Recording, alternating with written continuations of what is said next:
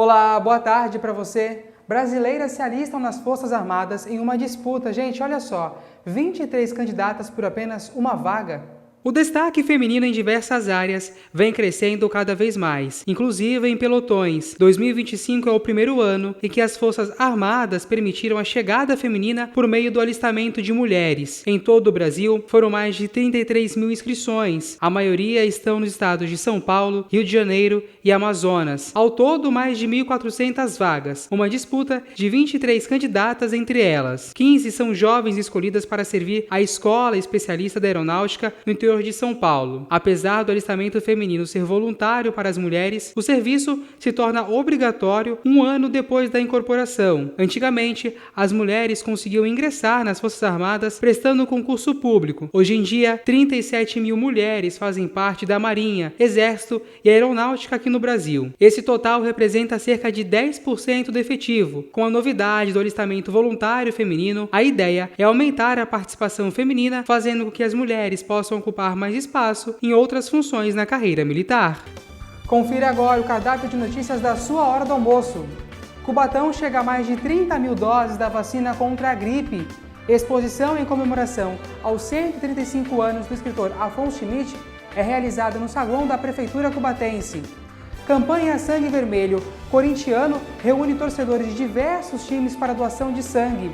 Valorização da mulher no mundo do trabalho será o assunto de hoje do quadro Saúde Plena. Juntos começamos mais uma semana, segunda-feira, 7 de julho de 2025. O seu N1 está no ar.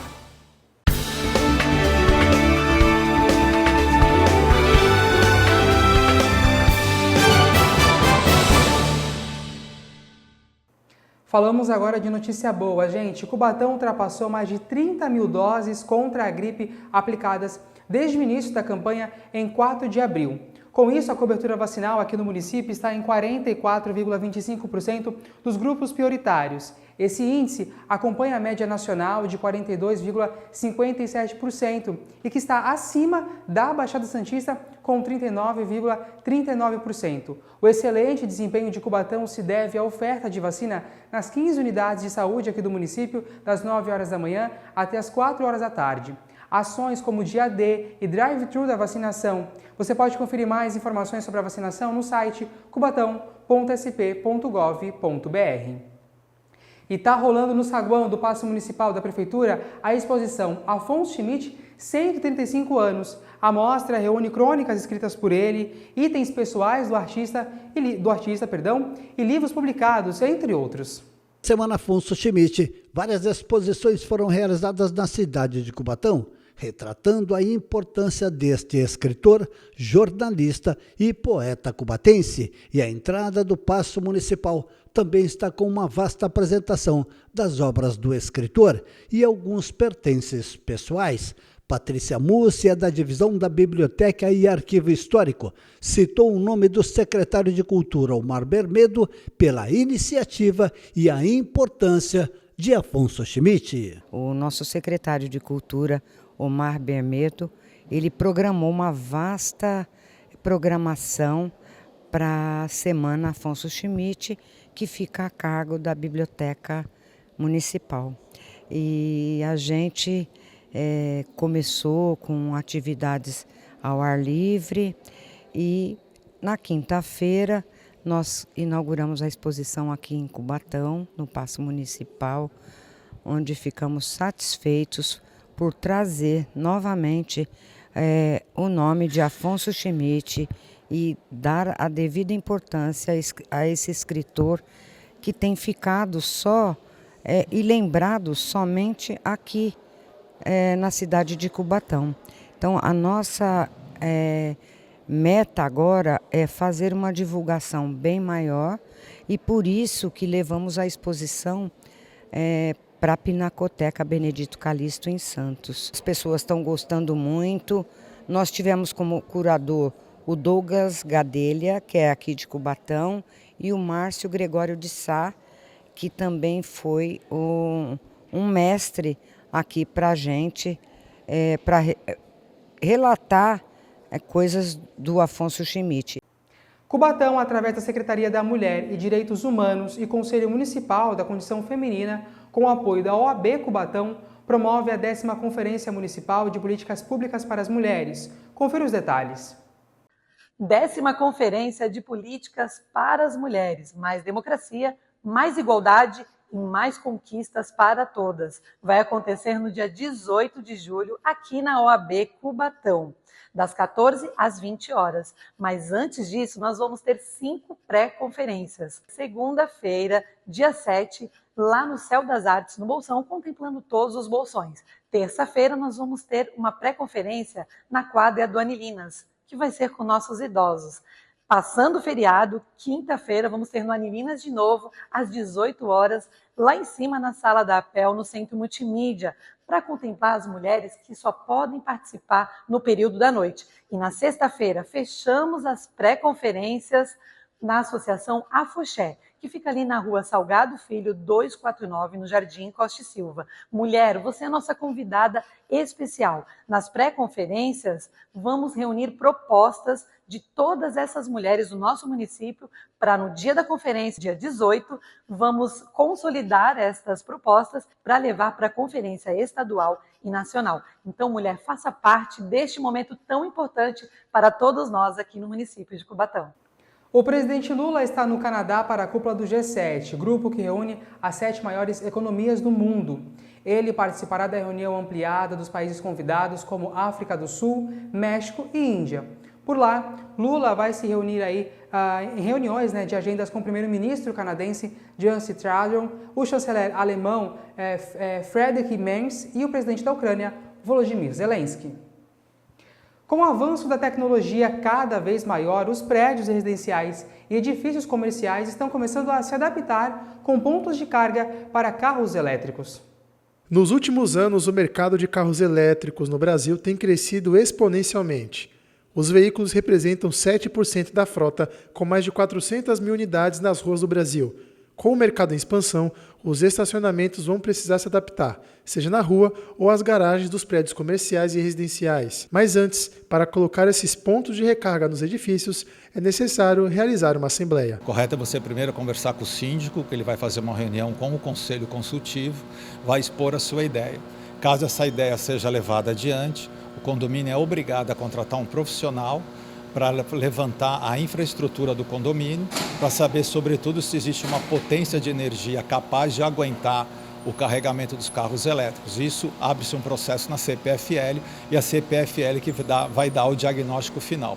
Com isso, se for possível, é elaborado um laudo também pelo engenheiro elétrico e esse laudo ele vem com toda a infraestrutura e com todo o detalhe técnico que o condomínio tem que seguir antes de qualquer tipo de instalação. Na Baixada Santista, o mercado de carros elétricos está crescendo. Segundo a Associação Brasileira do Veículo Elétrico, no ano passado, foram emplacados na nossa região cerca de 1.213 veículos, um aumento de 64,8% em comparação com 2023. Cubatão está nessa fatia, com 2,5% de veículos emplacados. Dessa forma, os prédios precisarão se adaptar com essa nova realidade. Os prédios antigos até podem ter os pontos de recarga, contudo, precisa de um estudo relacionado à voltagem do local para ver se comporta esses pontos. Os prédios antigos, eles são capazes de instalar os carregadores, mas aí vai demandar um estudo um pouco mais aprofundado, porque nem sempre a infraestrutura do condomínio e a potência também que é aplicada pela CPFL, além de tudo que já tem no condomínio, né, geladeira, ar-condicionado, parte elétrica, também aguentar a energia que vai ser demandada dos carros elétricos. Mas o consumo fica dividido entre os moradores ou somente entre aqueles que têm um carro elétrico que pagam a conta? O Vinícius vai explicar para a gente. Na verdade, após esse estudo, né, e após o sim da Assembleia, né, é necessário fazer uma Assembleia de condomínio e o quórum é maioria simples. Se eles aprovarem, aí tem que aprovar também as regras de quem que vai custear tudo isso. Se for uma estrutura muito grande e muitos moradores forem utilizar, pode ser rateado entre todo mundo. Se for só em algum grupo de moradores, também pode ser rateado só para aquele grupo de moradores. Isso a gente está falando da estrutura. E o ideal também é nessa Assembleia já deliberar por uma cláusula para alterar o regulamento interno. Agora, o consumo mesmo, não. O consumo ele é individual de cada usuário.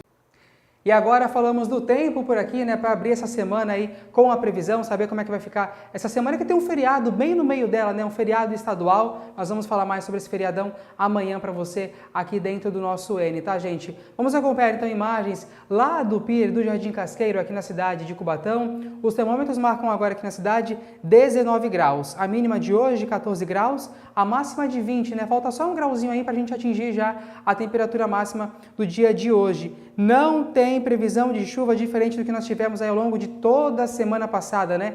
Todos os dias acordando com aquela água caindo aí, a gente saindo com guarda-chuva, bota e tudo mais para poder se proteger de toda aquela chuva, né? A semana vai ficar com sol entre nuvens, dias ensolarados, e aí tem previsão lá para o próximo domingo, 60% de chance de chuva. Mas a gente confere agora mais detalhes na previsão com a repórter Cris Castanheira.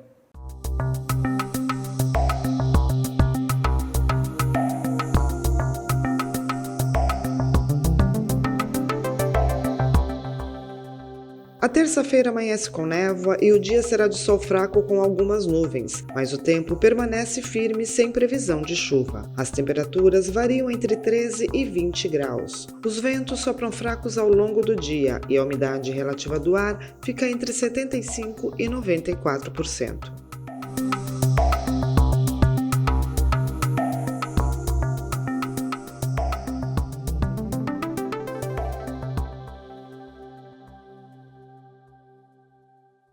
E agora, vamos de esporte por aqui.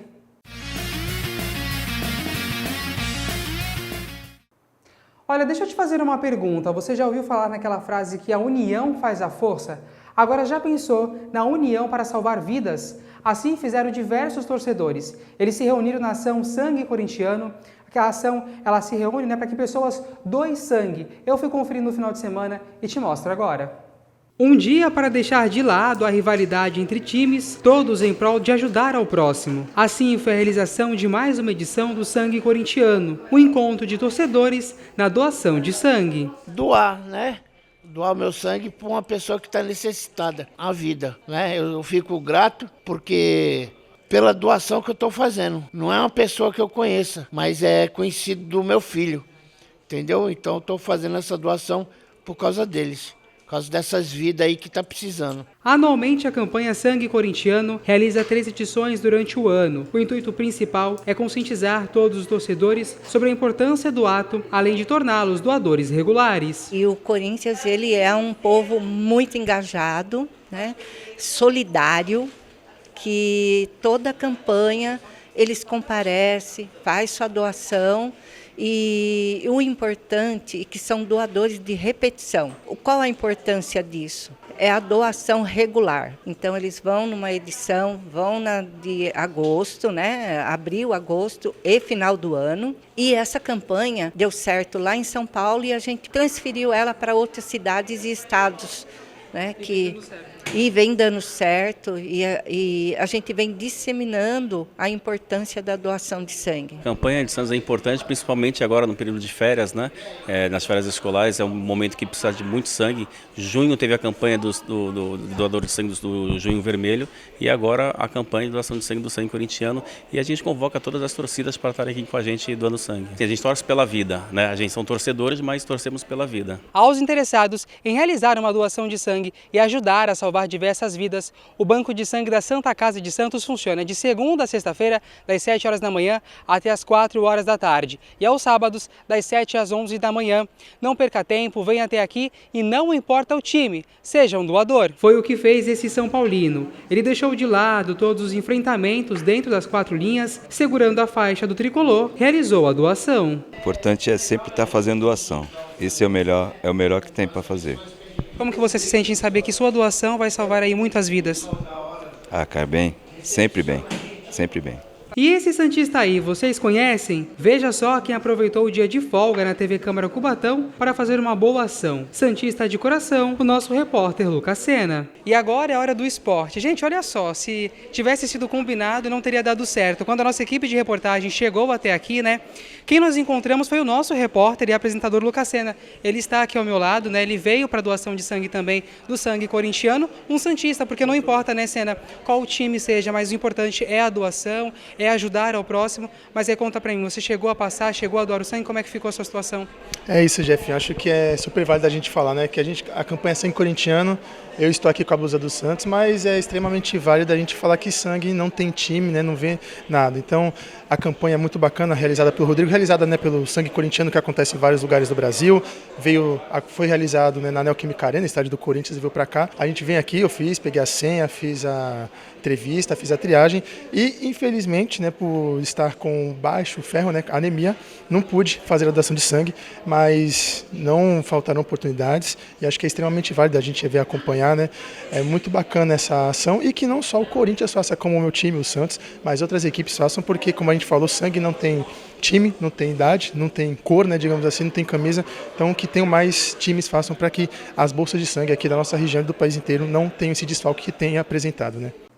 A gente continua o esporte, então, né? Vem pra cá, Lucas Sena, que foi ele que finalizou essa matéria aí da doação de sangue. Boa tarde pra você. Boa tarde, Jeff. Tudo bem? Certo, tranquilo? Tudo tranquilo. Como você tá? De boa? Tô de boa. A gente foi lá conferir essa matéria da doação de sangue, Sim. né? Diversos torcedores, como eu falei agora há pouco, estiveram por lá. O Lucas foi, tentou, mas aí agora cuidar da saúde, né? Voltar aí tirar essa anemia para poder futuramente aí doar sangue, né, Com Seninha? toda certeza. E é extremamente válido, né? Igual eu falei na matéria, acho que é válido reforçar. Sangue não tem time, a campanha acontece 2 vezes por ano, né? Como ele explicou. São 3 vezes por ano, Início, perdão. meio e final. Então, assim, mas não necessariamente precisa ter a campanha para doar sangue. É claro, tem que respeitar o prazo, mas doar sangue é de extrema importância e sangue não tem time. Então vai ter corintiano recebendo Santista e palmeirense, e assim vai indo. O que importa é doar, né?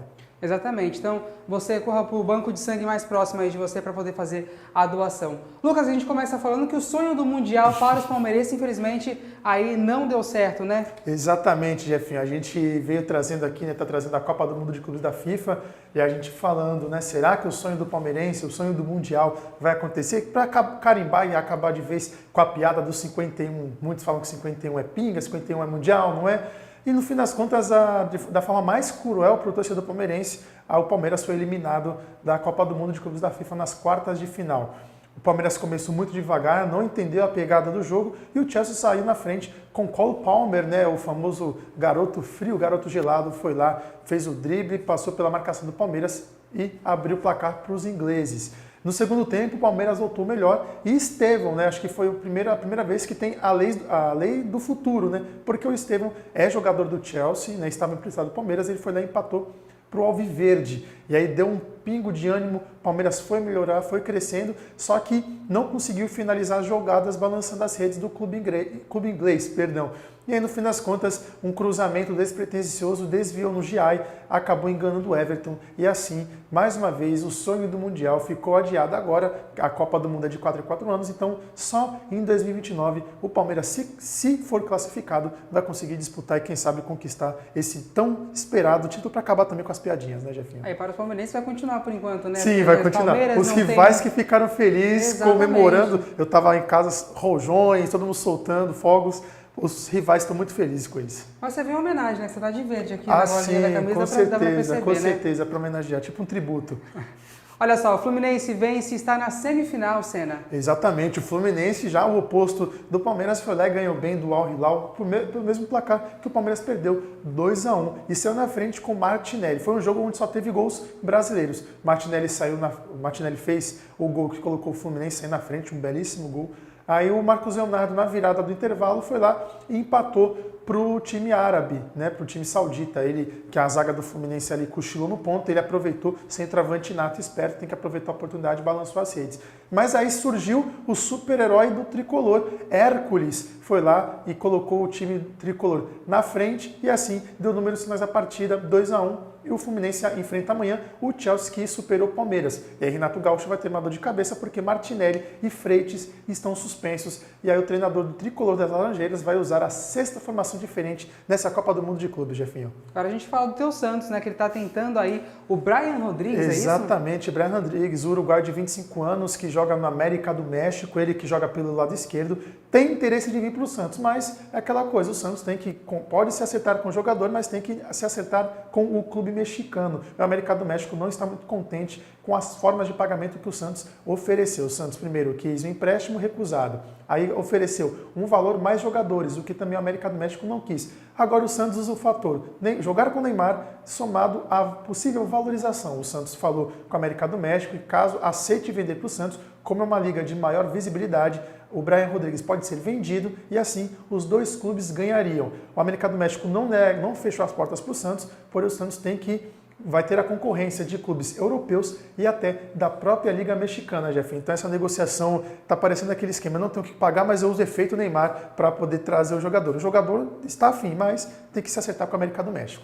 Como eu sempre digo aqui, a novela santista, né? Logo mais a gente acompanha a cena dos próximos capítulos. E o Corinthians desiste de Biel, aqui, aquele cantor ou não? Não, nada. Aquele cantor não. O jogador que a gente trouxe aqui na semana passada, que teve carreira aqui no Brasil, foi para Portugal.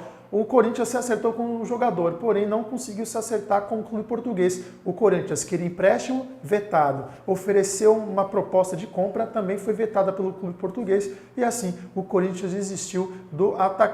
Agora o Corinthians vai no mercado de novo em busca de reforços para o lado esquerdo ali, que o Corinthians está querendo se reforçar, porque ele acha que Thales Magno não é o suficiente, ainda mais com a saída de Igor Coronado, Jefinho. Pois é, e São Paulo está correndo contra o tempo para poder registrar o Crespo, é isso? Exatamente, Jefinho. Por que acontece? Zubeldia foi demitido e o São Paulo não colocou, né, a demissão no BID, Boletim Informativo Diário da CBF, ou seja, o São Paulo ainda está, teoricamente, com o Zubeldia no seu comando. Aí o que acontece? Agora precisa resolver a situação com o Zubeldia, publicar a rescisão contratual no BID e aí depois para poder né, trazer a certeza de Hernan Crespo como técnico do São Paulo. Se isso não acontecer, ele não estará no banco treinando a equipe contra o Flamengo sábado às 4h30 Jefinho. Tá certo, então. Muito obrigado. Boa semana para você. Para nós, meu querido. Logo mais você estará de volta na segunda edição, Exatamente, é isso? às 6h15. Estou com mais informações do esporte de Cubatão Legislativo para os amigos de casa. É isso, então. Depois do intervalo, segunda-feira, é dia de saúde plena. Lidiane Chaves estará aqui com a gente para mais um bate-papo para lá de especial. Você não pode perder os detalhes. E nós estamos também pelas redes sociais, viu, Senna? É isso, Jefinho. @TV Câmara Cubatão no Instagram, no Facebook e no YouTube. Por lá você pode acompanhar as nossas edições, nossos programas e também as nossas reportagens e, claro, os nossos bastidores. Até já! Boas-vindas! Essa é a nossa página de educação financeira do Desenrola. Eu sou Gabriela Chaves, economista e fundadora da Nufront Empoderamento Financeiro. Eu já passei mais de 5 anos da minha vida endividada, tirando dinheiro do cheque especial para pagar cartão de crédito. Tem muito conteúdo por todo o site. Aqui, a oportunidade é que você possa se organizar financeiramente e desenrolar de uma vez por todas. Essa oportunidade está disponível para todo mundo, gente. Tem opções de negociação para quem ganha pouco, para quem ganha mais, para quem tem dívidas pequenas, dívidas grandes. Tem oportunidade para todo mundo. Planejar melhor, listar suas dívidas, tomar consciência delas. Toda essa arrumação da casa é fundamental para que você recupere a sua saúde financeira. E é por isso que o Desenrola nasceu. Para que você consiga conquistar sua saúde financeira e voltar a sonhar.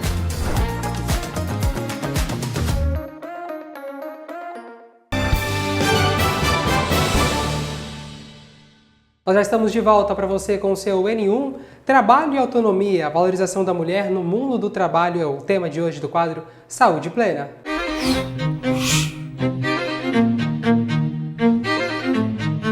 E mais uma vez comigo, recebo Lidiane Chaves, a psicóloga que vai bater um papo com a gente então, sobre esse assunto. Lidia, boa tarde para você. Boa tarde. Seja bem-vinda mais uma vez. Eu que agradeço e vamos falar sobre a saúde, né, da mulher, principalmente nesse campo aí. Do mercado de trabalho, bem concorrido, né, Lidia?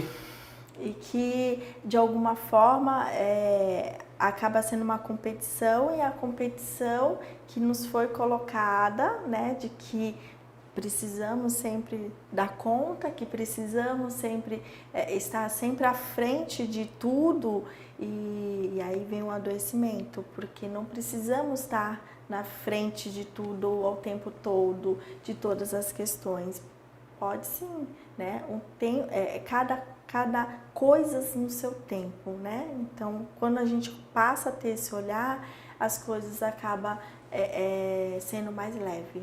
Um passinho de cada vez, né? Da melhor forma para poder seguir aí. E por que tantas mulheres ainda sentem culpa, Lidia, ao priorizar a carreira? Justamente, né, por conta desse estigma colocado de que a mulher precisa dar conta de tudo. e ela não precisa dar conta de tudo, né? Ela, quando se fala, se coloca essa mulher nesse lugar de que ela precisa. Não, ela não precisa, ela pode sim fazer cada coisa no seu tempo. E quando ela começa a ter entendimento de que ela pode sim ter o seu tempo, né, e na sua hora, e não como o outro quer que ela precise fazer. Não, porque cada um tem o seu ritmo.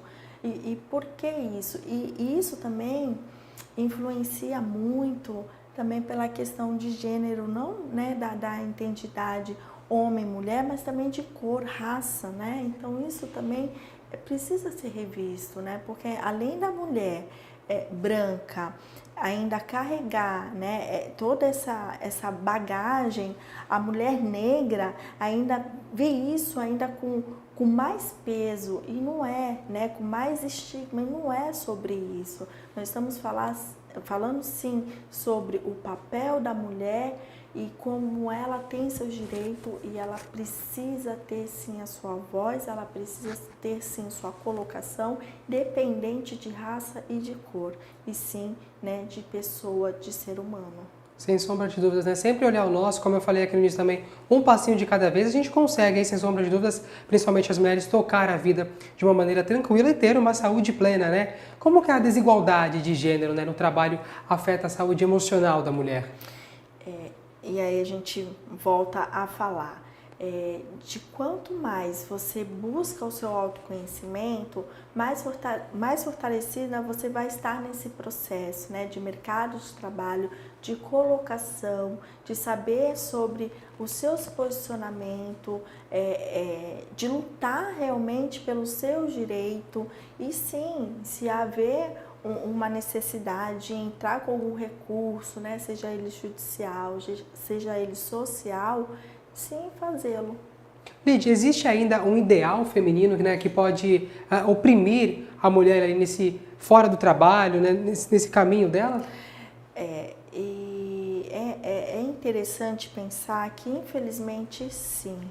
E aí, quando entra nesse ciclo, vem muito também a questão da maternidade, dessa colocação dela de papéis.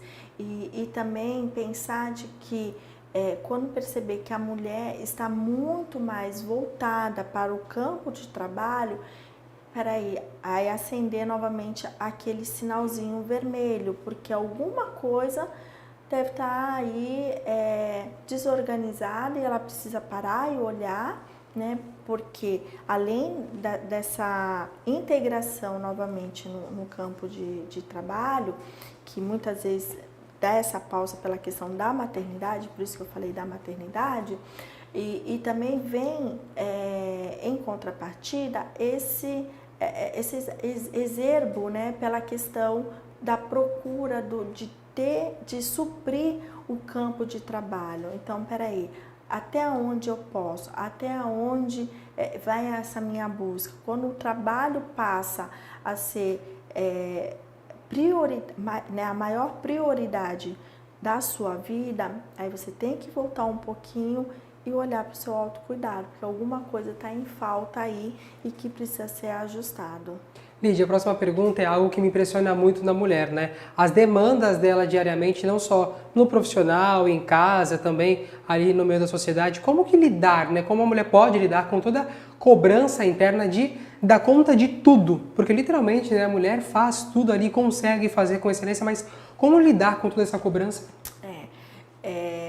É interessante, né? Essa mulher tá tirando pequenas pausas realmente do seu dia, né, para se priorizar, para se colocar.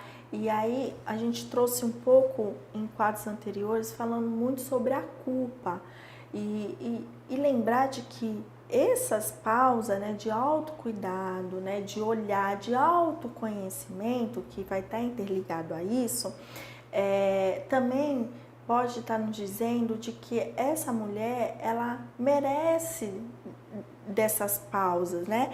Para que ela consiga esse suporte, né, para dar conta, mas, né, entre aspas, para ela conseguir lidar com essas questões, seja ela mãe, né, seja ela profissional, seja ela companheira, enfim, onde os papéis que as cabem. Então, o quanto mais ela buscar esse autoconhecimento e olhar para isso não como culpa, mas sim como um autocuidado e priorizar a sua saúde, as coisas se tornam mais leves. E tem que ser mais leve, né, Lid?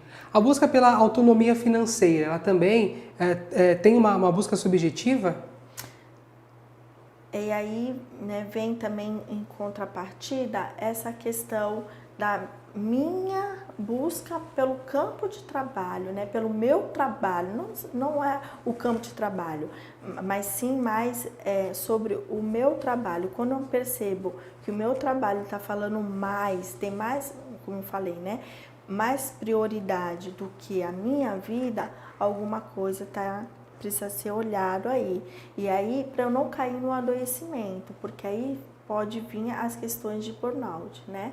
E o que a gente está vendo muito, né? E a gente precisa estar olhando para isso, porque são pequenos sintomas que vão aparecendo aí no dia a dia e vai caindo como um automático. Isso não pode cair no automático, isso precisa ser uma prioridade na tua vida, que é a sua saúde, para que você consiga, né, ter esse respaldo, esse fortalecimento para você saber se posicionar, fazer uma melhor colocação nas apresentações às quais você almeja. Lídia, a gente falando sobre esse assunto aí da mulher no trabalho, né? Como que a mulher pode identificar que ela tem ali uma realidade de trabalho hostil, de que aquele ambiente não é legal para ela? E ela vai ter, porque infelizmente, Jefferson, a mulher, muitas mulheres passam por situações de hostilidade, né, de agressão, e aí quando eu falo agressão não só física, mas também psicológica, e aí cai na normalização de que isso é normal, só foi uma brincadeirinha. E que não pode cair nessa normalidade, né? Cair nessa normalidade. E de que, peraí, até onde isso aqui está sendo brincadeira? E aí que está o autoconhecimento, né? Quando você procura a busca pelo autoconhecimento, você vai ter essa percepção de si e como é que estão minhas relações, e aí eu consigo ter uma noção, uma percepção melhor do que aonde o outro tá passando sobre mim, né? Até onde isso aqui é uma brincadeira, até onde isso aqui passou do limite. E aí se posicionar, porque é onde acaba gerando os conflitos, e não somente internos, né, mas também no ambiente do trabalho também. Então, o quanto mais você tiver esse autoconhecimento, mais posicionamento e melhor você vai lidar com melhor você vai conduzir as suas relações. É possível que essa mulher consiga encontrar aí uma realização profissional sem deixar a vida pessoal de lado? É interessante olhar para isso, né? Porque olhar para essa realização profissional, e aí a gente para, né, e faz uma reflexão. Essa minha realização profissional está ligada diretamente a mim ou diretamente ao outro? Porque muitas mulheres ocupam o papel de que eu estou executando a minha profissão, mas a que foi me colocada lá na minha infância, porque meus pais falaram que eu precisava ser uma doutora, que eu precisava ser uma advogada, né? Então, peraí. Poxa, nós estamos numa grande atualidade, infelizmente a gente vê casos assim. E executa uma profissão. Eu tenho pacientes em consultório e falo, Lídia, eu exerço a minha profissão, mas não é o que os meus olhos brilham, né? Eu ganho muito bem, sou muito bem remunerada com isso, mas não é o que meus olhos brilham. E aí, ou seja, você acaba exercendo uma função em prol do outro. Aí a gente volta lá do desejo. Qual o desejo do outro e não seu desejo.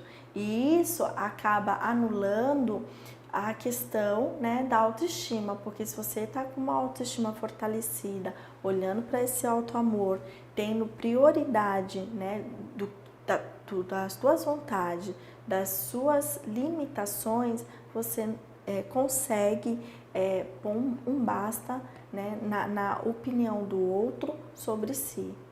E qual a importância, né, da terapia nesse processo de empoderamento, de autonomia da mulher? Então, a terapia ela é um espaço de resgate mesmo dessa escuta interna dessa mulher, né? Então, ela fortalece não somente essa mulher para que ela escolha seus caminhos de forma consciente, principalmente, sem submeter o quê? A culpa ou as expectativas externas, ou seja, do outro, né? Então, ela empodera essa mulher. E isso não é questão de estar posicionando, não. Ela vai se fortalecendo durante o processo, antes de tudo, e colocar esse movimento interno, né, em andamento. Colocar para caminhar, né? Realmente a mulher tem que se empoderar, sem sombra de dúvidas. E claro, aquilo que eu digo sempre aqui, o lugar da mulher é onde ela quiser. Isso sem sombra de dúvidas, né, Lid? Muito obrigado mais uma vez pela sua participação. Uma ótima semana e volta sempre aqui com a gente. Para nós, até mais. É isso, então a gente fica por aqui. Uma ótima tarde para você. Voltaremos amanhã na nossa primeira edição. Até lá, tchau!